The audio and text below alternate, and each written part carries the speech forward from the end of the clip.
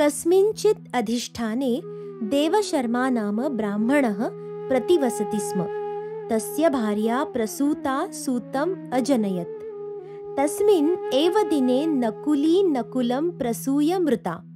अथ सा सुतवत्सला दारकवत् तम् अपि नकुलं स्तन्यदानाभ्यङ्गमर्दनादिभिः पुपोष। परं तस्य न विश्वसति।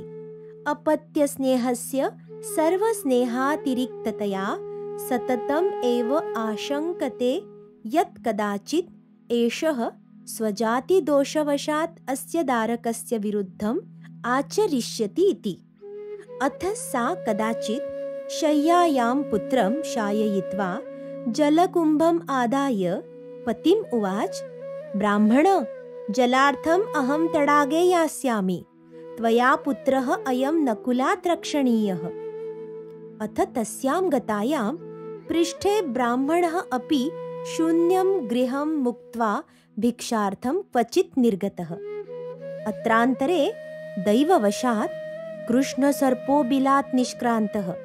नकुलः अपि तं स्वभाववैरिणं मत्वा भ्रातुः रक्षणार्थं सर्पेण सह युद्ध्वा सर्पं खण्डशः कृतवान्। ततः रुधिराप्लावितवदनः सानन्दं स्वव्यापारप्रकाशनार्थं मातुः सम्मुखो गतः।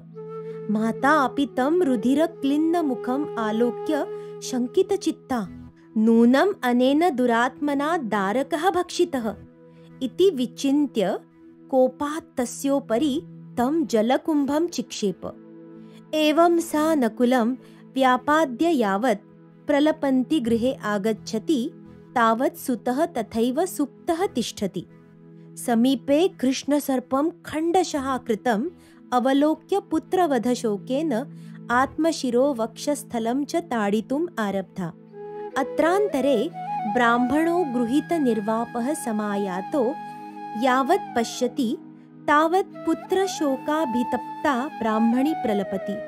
भो भो लोभात्मन्, लोभाभिभूतेन त्वया न कृतं मध्वचः, तदनुभव साम्प्रतं पुत्रमृत्युदुःखवृक्षफलम्।